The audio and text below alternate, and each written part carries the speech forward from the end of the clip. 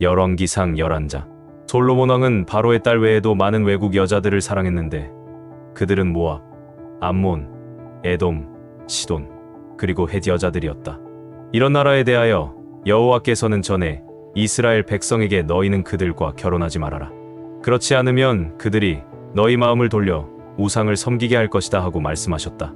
그런데도 솔로몬은 그런 여자들을 사랑하여 700명의 아내와 300명의 첩을 거느렸다. 그래서 그들이 왕의 마음을 여호와에게서 떠나게 하였다. 솔로몬은 나이가 많아지자 그들의 꼬임에 빠져 이방 신까지 섬겼으며 자기 아버지 다윗과 같지 않아 그의 하나님 여호와께 그의 마음을 완전히 바치지 못하였다. 그는 시돈 여신 아스타롯과 암몬 사람의 신 밀곰을 섬기고 범죄하였으며 자기 아버지 다윗처럼 여호와를 진실하게 섬기지 않았다.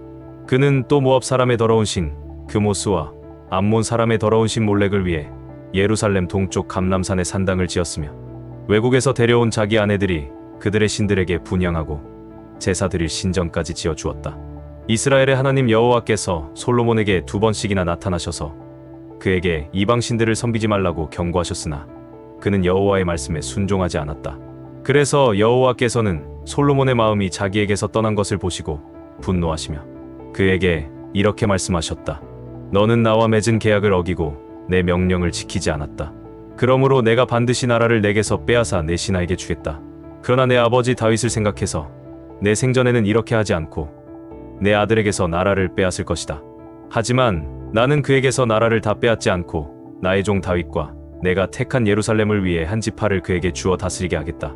그러고서 여호와께서는 에돔의 왕족 하닷을 일으켜 솔로몬의 대적이 되게 하셨다. 오래전에 다윗이 에돔을 정복했을 때 그의 군 총사령관 요압은 전사한 부하들의 시체를 묻기 위해 에돔으로 간 일이 있었다. 그는 부하들과 함께 그곳에 6개월 동안 머물러 있으면서 에돔에 있는 남자들을 모조리 쳐 죽였다. 그러나 당시 어린아이였던 하닷은 자기 아버지의 몇몇 신하들과 함께 이집트로 도망갔었다. 그들이 미디안에서 출발하여 바란으로 가서 몇 사람을 더 데리고 이집트의 바로 왕을 찾아갔을 때 바로는 하닷에게 집과 먹을 양식과 약간의 토지를 주었다. 하닷은 바로의 총애를 받았으므로 바로는 왕비 다브네스의 동생인 자기 처제를 그에게 주어 아내로 삼게 하였다. 그래서 하닷의 아내는 그누바시라는 아들을 낳았으며 그는 왕궁에서 바로의 아들들과 함께 자랐다. 하닷은 다윗과 그의 군대 총사령관 요압이 죽었다는 말을 듣고 바로에게 자기 고국으로 돌아가게 해달라고 부탁하였다. 그때 바로가 나와 함께 있는 것이 불만이냐? 내가 무엇이 부족해서 내 고국으로 돌아가려고 하느냐? 하고 묻자 하닷은 아닙니다. 아무것도 부족한 것은 없었습니다. 하지만 고국으로 돌아가고 싶습니다. 하고 대답하였다. 하나님은 또 엘리아다의 아들 르손을 솔로몬의 대적이 되게 하셨는데 그는 자기 주인인 소바의 하닷의 세령에게서 도망한 자였다. 다윗이 소바군을 쳐 죽일 때에 르손은 사람들을 모아 무법자들의 두목이 되었으며 그들은 후에 다마스커스로 가서 살았고 르손이 거기서 왕이 되었다. 이와 같이 르손은 시리아 왕이 되어 솔로몬의 평생의 하닷과 함께 이스라엘을 대적하고 미워하였다. 그리고 느밧의 아들 여로보암이 왕을 대적하여 반란을 일으켰다. 그는 솔로몬의 신하 중 한 사람으로 스레다 출신의 에브라임 사람이었으며 그의 어머니는 스루아라는 과부였다. 그가 반란을 일으키게 된 배경은 이렇다. 솔로몬이 밀로 요새를 재건하고 다윗성의 성벽을 수리하고 있을 때 여로보암은 대단히 유능한 사람이었다. 솔로몬은 그가 아주 열심히 일하는 것을 보고 요셉 자손의 사역군을 감독하게 하였다.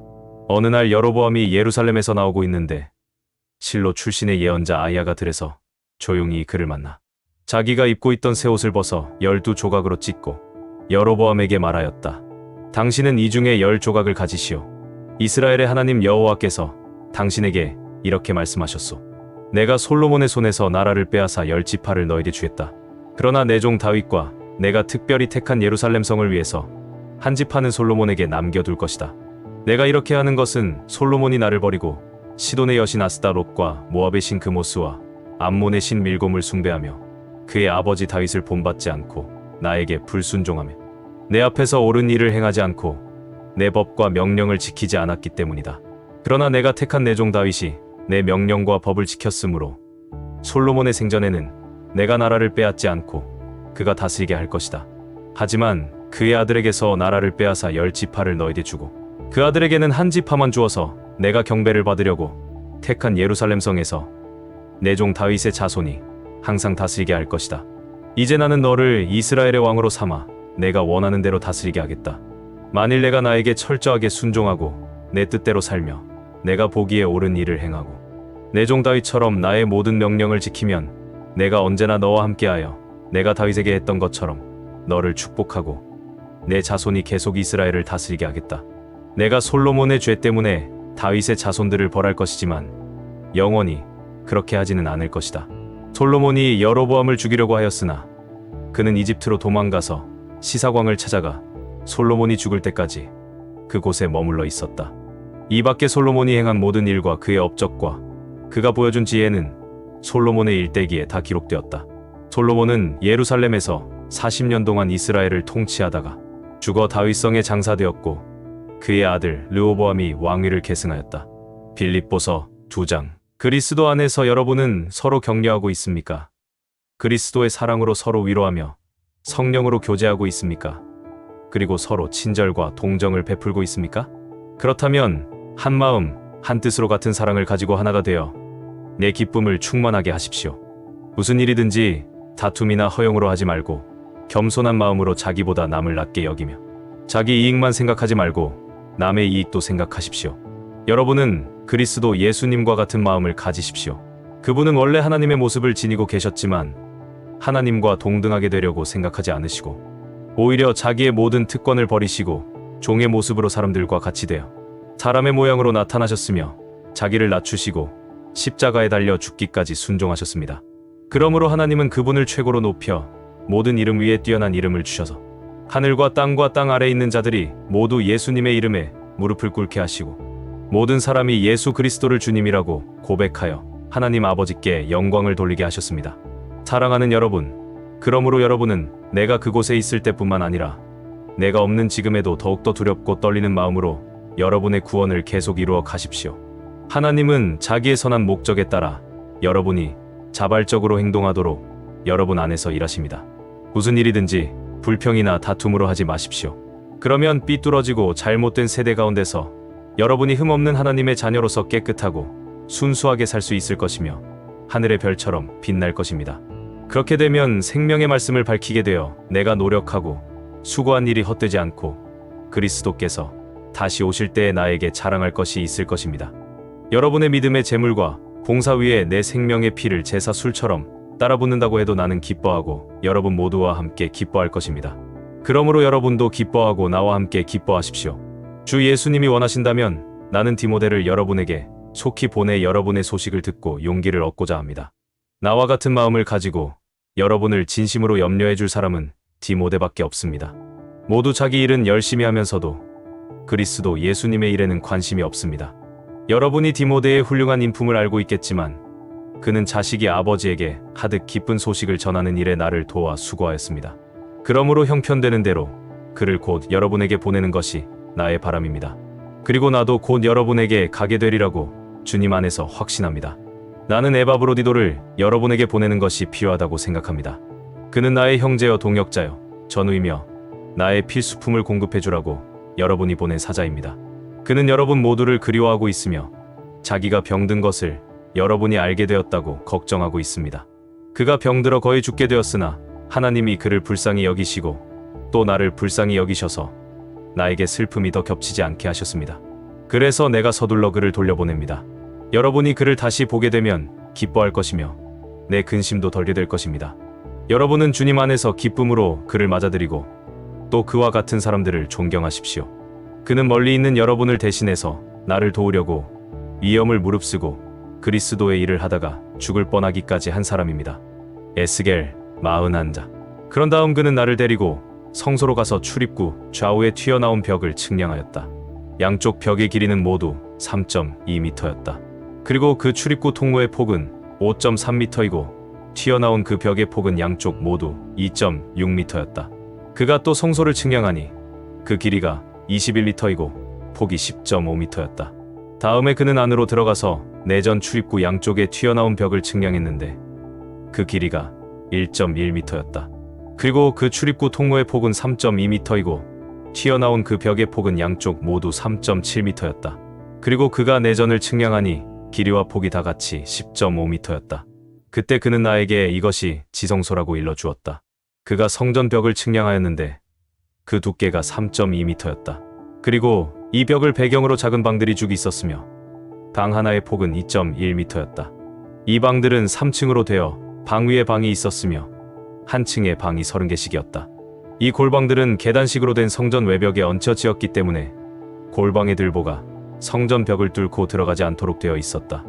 위로 올라갈수록 성전 벽의 두께가 얇아졌으므로 이 골방들은 위층으로 올라갈수록 더 넓어졌고 계단을 통해 아래층에서 중간층을 거쳐 위층으로 올라가도록 되어 있었다. 내가 보니 그 성전은 3.2m 높이의 지대 위에 세워져 있었으며 그것이 그 방들의 기초였다.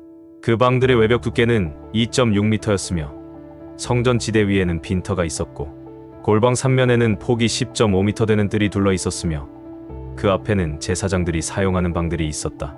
그 골방 출입문은 성전 지대의 빈터로 향하였는데 출입문 하나는 북쪽으로 향하였고 또 다른 하나는 남쪽으로 향하였다.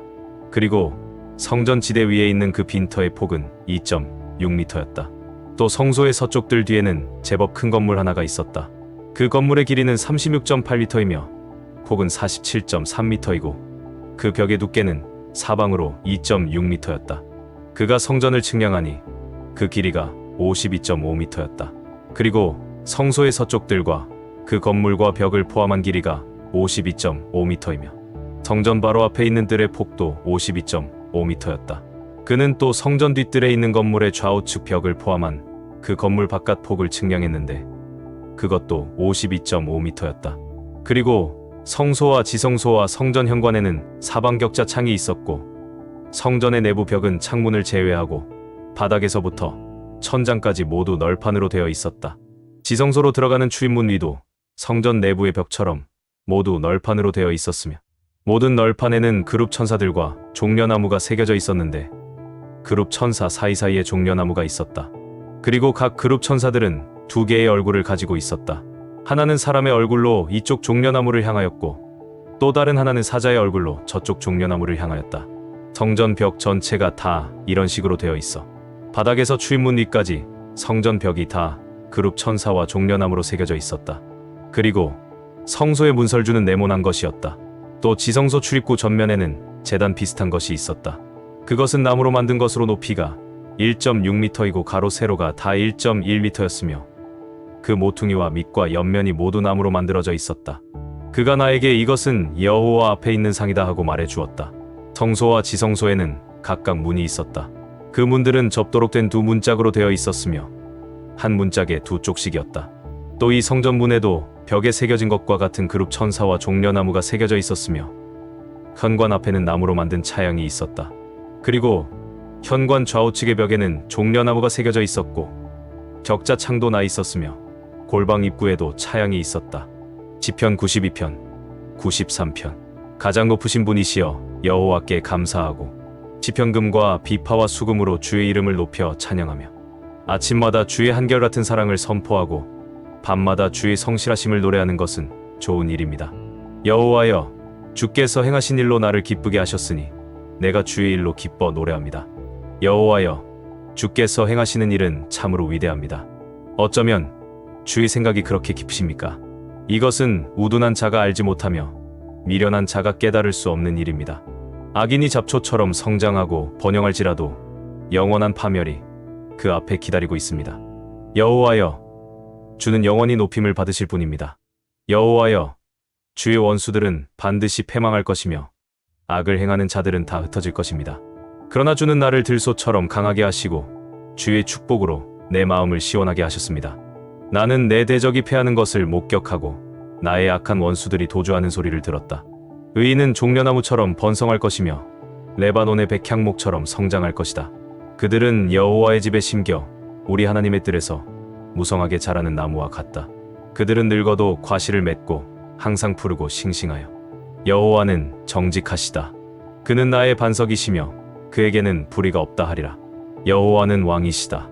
그가 위엄의 옷을 입고 능력의 띠를 두르고 다스리시니 세계가 굳게 서고 요동함이 없구나. 주의 보좌는 옛날 옛적부터 굳게 섰으며 주는 영원전부터 존재해 계셨습니다.